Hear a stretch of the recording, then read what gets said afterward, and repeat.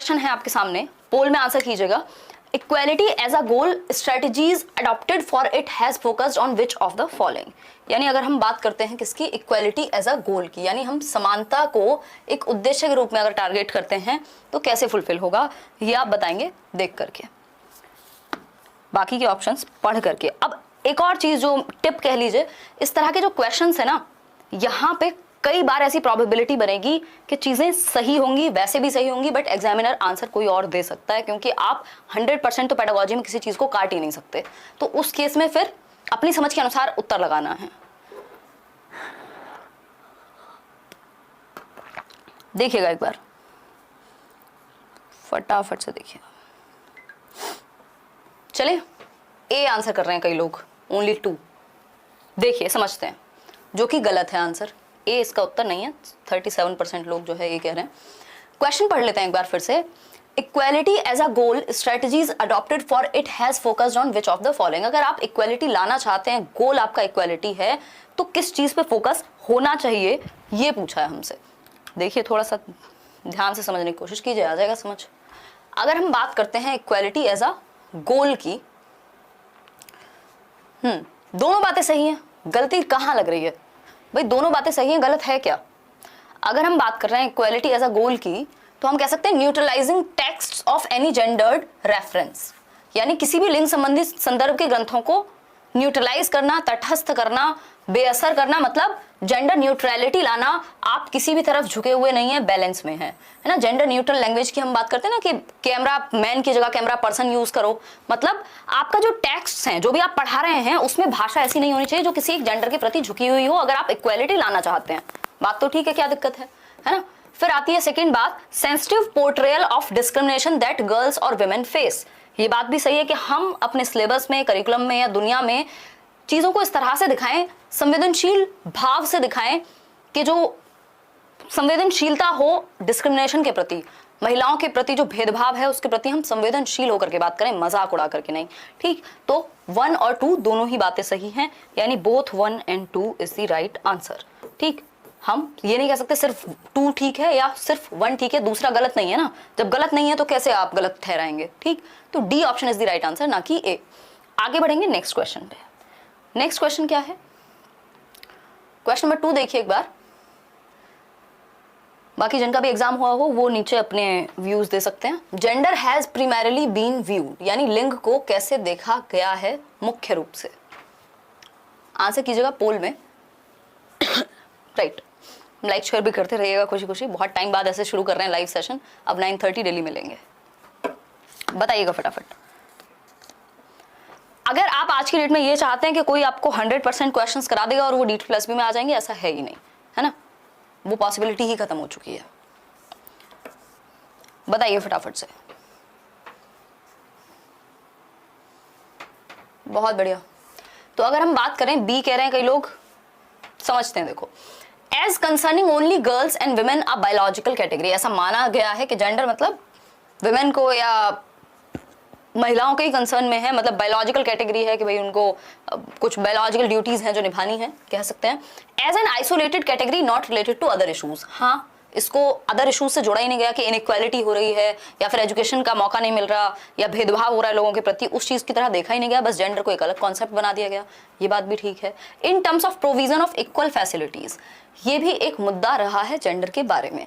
तो क्या कहेंगे, तीनों बातें सही हैं। और इस तरह के जो क्वेश्चंस होते हैं ना, वहां मैं हमेशा से ये बोला है, ऑल ऑफ द अबव वाला जो फंडा है ना, वो बहुत हद तक काम कर जाता है। यदि आप कंफ्यूज हैं तो आप, या फिर आपको श्योरिटी नहीं है, अगर श्योरिटी है तो फिर लगा दीजिए, अगर कंफ्यूजन है तो फिर बोथ की तरफ जाने की कोशिश कीजिए।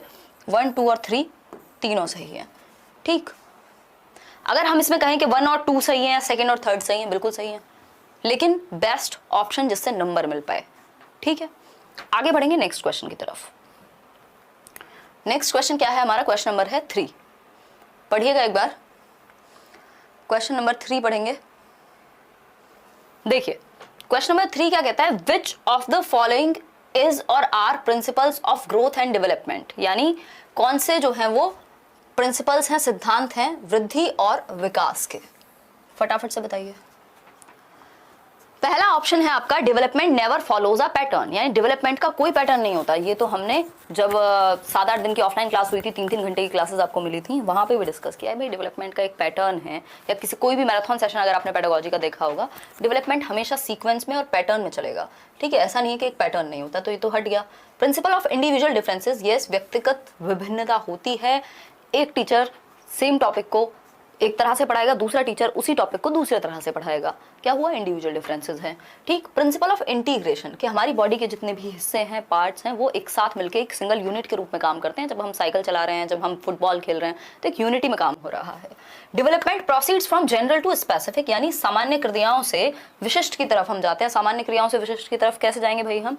कि बच्चा पहले रोएगा भी तो पूरी बॉडी का इस्तेमाल करेगा, आप उसको कुछ पकड़ने को कहोगे तो पूरी बॉडी का इस्तेमाल करेगा, फिर वो धीरे धीरे स्पेसिफिक हो जाते हैं उसके एक्शंस, राइट। तो सेकंड, थर्ड और फोर्थ ये बात सही है, फर्स्ट गलत है। सेकंड, थर्ड और फोर्थ कहाँ है? हमारे ए ऑप्शन में ही है।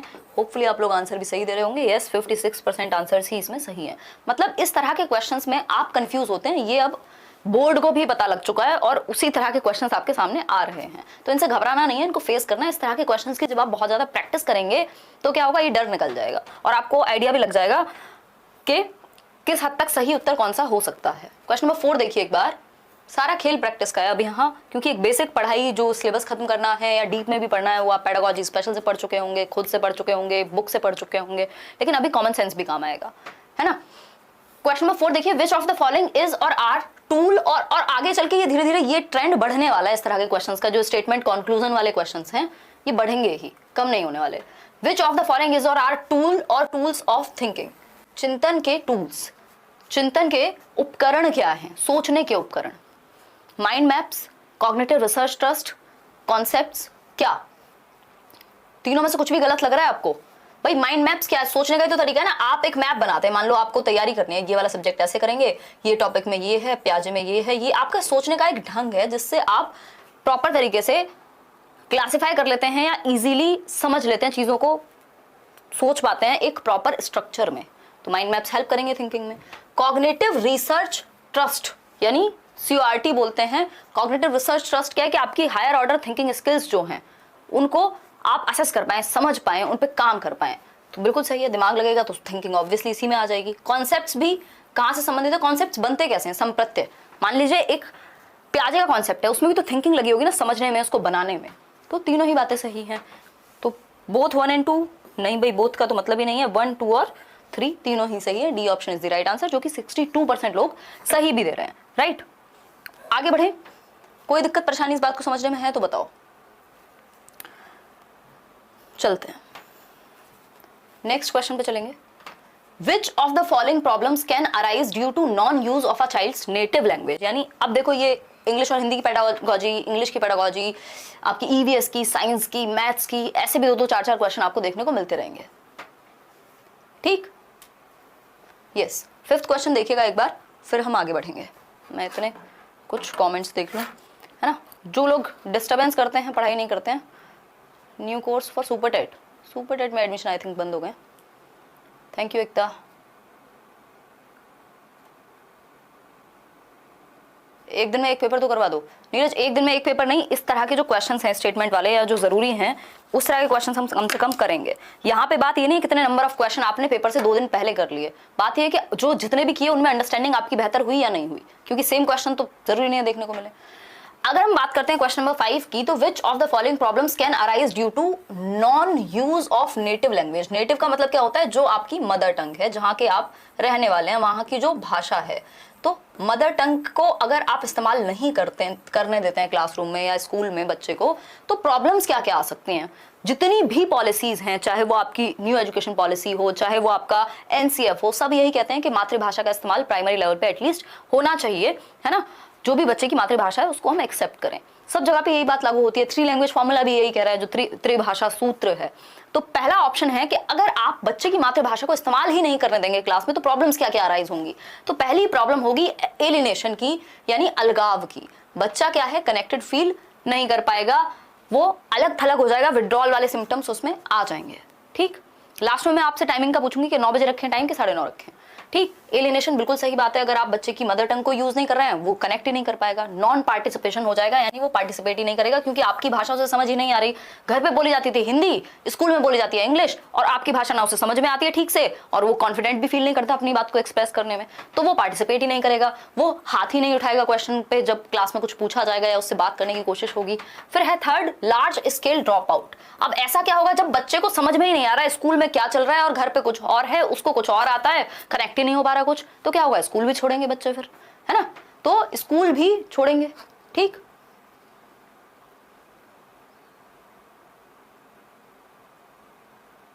चलिए ठीक है जी, तो फर्स्ट, सेकंड और थर्ड तीनों ही बातें सही हैं। A option is the right answer. Clear है बात, कोई दिक्कत परेशानी इस बात को समझने में, दे भी रहे हैं आप लोग। चलिए आगे बढ़ते हैं नेक्स्ट क्वेश्चन की तरफ। नेक्स्ट क्वेश्चन क्या है हमारा, क्वेश्चन नंबर 6 देखिएगा।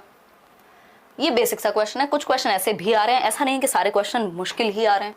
The operant model was related to which of the following, यानी जो संक्रियात्मक मॉडल कह लीजिए या ऑपरेंट कह लीजिए आप इसको, वो किसके द्वारा दिया गया। हिंदी में थोड़ी बहुत गड़बड़ हो सकती है, वो ट्रांसलेशन इश्यूज होते हैं, देखिए एक बार, बट थोड़ी बहुत ही होगी, अगर होगी तो। 9:30 इज राइट ना, चलिए बहुत बढ़िया। आप तैयारी शुरू कर दीजिए, अगर आप आगे भी एग्जाम की किसी भी तैयारी कर रहे हैं तो ये क्वेश्चन आपको फॉर श्योर हेल्प करेंगे।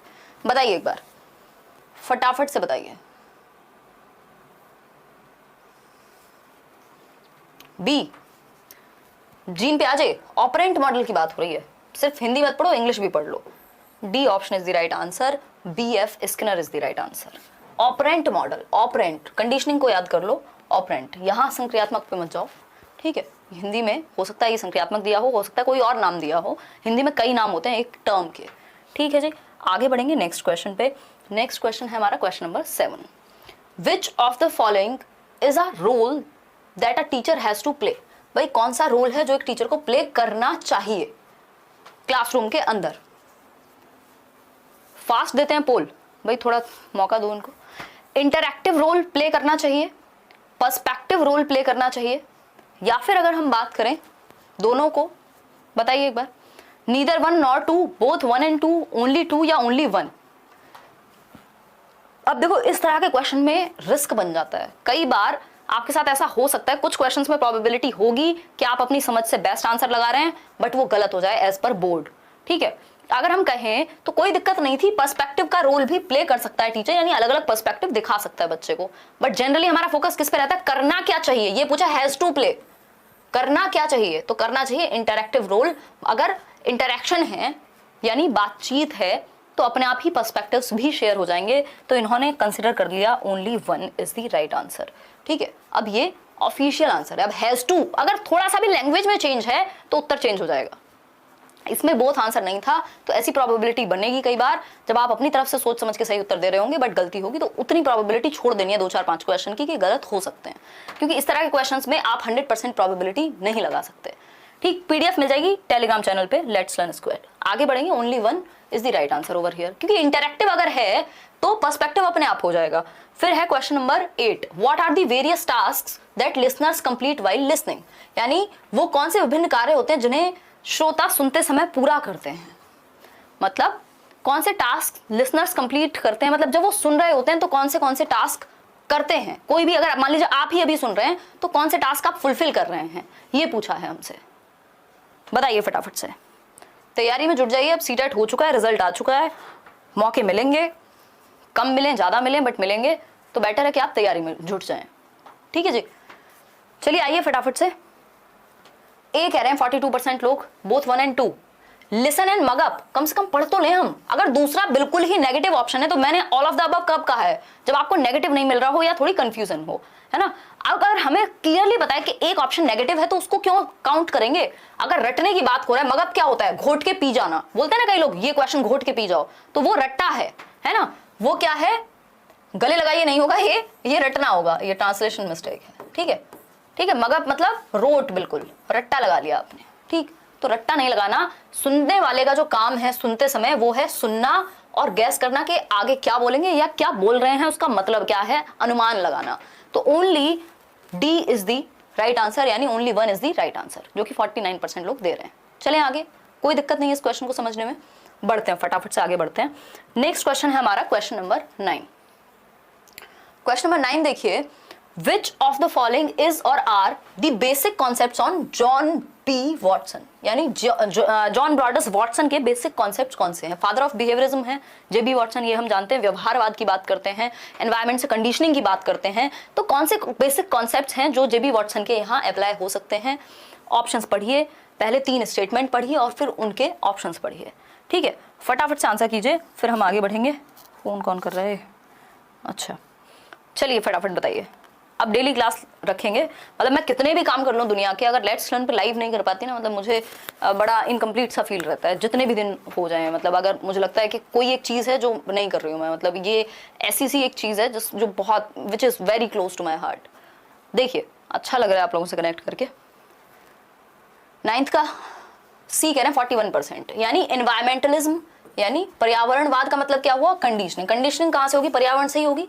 आदत कहाँ से डलेगी? पर्यावरण में एक्टिविटी करवा के कंडीशनिंग होगी, ठीक? स्टडी ऑफ इमोशंस, हाँ 3 प्रकार के इमोशन दिए हैं इन्होंने, फियर, एंगर और लव, इन्होंने काम किया है।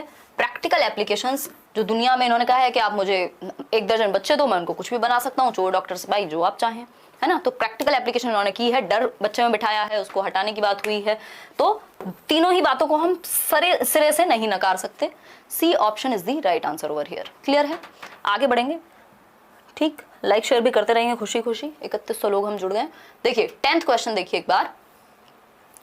10th क्वेश्चन क्या कह रहा है? 10th क्वेश्चन हमारे सामने कह रहा है कि according to NCF 2005 which of the following is और are the objectives of teaching EVS, यानी ईवीएस पढ़ाने के उद्देश्य क्या हो सकते हैं एज पर एनसीएफ, जो कि एक डॉक्यूमेंट है, एक नेशनल करिकुलम फ्रेमवर्क है, राष्ट्रीय पाठ्यचर्या की रूपरेखा है, एनसीईआरटी के द्वारा दिया गया था, जिसमें अलग अलग विषयों के बारे में बात कही गई है कि इस विषय को ऐसे पढ़ाइए, इसको ऐसे पढ़ाइए, बच्चे को केंद्र में रखिए, एक्टिविटी कराइए, उसके भले के बारे में सोचिए, ये सारी चीजें हैं, ठीक? तो ईवीएस की अगर हम बात कर रहे हैं तो कौन से ऑब्जेक्टिव्स एनसीएफ के अनुसार सही होंगे? पहला ऑप्शन है to develop an awareness about environmental issues, यानी पर्यावरणीय मुद्दों के बारे में बच्चों के बीच जागरूकता लाना कि आप पॉल्यूशन फैला रहे हैं। अगर आप एक इंसान घर से जो है एक पर्सनल व्हीकल लेकर के, प्राइवेट व्हीकल लेकर निकलता है, या फिर अगर हम इलेक्ट्रिसिटी ऑन छोड़ दे रहे हैं, या फिर हम और इस तरह की चीजें कर रहे हैं, कूड़ा फैला रहे हैं बाहर, तो इससे पर्यावरण के मुद्दे जो हैं बच्चा उनके प्रति अवेयर होगा यदि आप वो डिस्कस करेंगे, तो ये बात तो ठीक है। फिर है to train children to locate and comprehend relationships between natural, social and cultural environment, यानी बच्चे को ये आइडिया लग पाए कि जो नेचुरल यानी प्राकृतिक एनवायरनमेंट है, जो सामाजिक एनवायरनमेंट है, प्राकृतिक कौन सा? पेड़ पौधे, पहाड़, पानी, है ना? सोशल क्या है? जिसमें लोग इन्वॉल्व हैं, और कल्चरल जो हमारी संस्कृति से चला आ रहा है, तो इन सब के बारे में वो डिफरेंस थोड़ा सा जान पाए। बिल्कुल ठीक है, कोई गलत बात नहीं है। फिर आता है, क्योंकि ये भी तो एनवायरनमेंट का हिस्सा हुए ना, फिर आता है C to nurture the curiosity and creativity of the child particularly in relation to the natural environment, यानी हम बच्चे के अंदर की जो जिज्ञासा है और जो रचनात्मकता है उसको क्या कर पाए? नेचुरल एनवायरनमेंट में बाहर लेकर के आ पाए। तो बच्चे के भले के बारे में तीनों स्टेटमेंट, कुछ भी ऐसा नहीं है जो नेगेटिव है, तो जब नेगेटिव नहीं है कोई तो मतलब तीनों सही है, फर्स्ट, सेकेंड और थर्ड, यानी A option is the right answer. बिल्कुल क्लियर है बात, कोई दिक्कत परेशानी इस बात को समझ रहे हो हमें नहीं होनी चाहिए, राइट?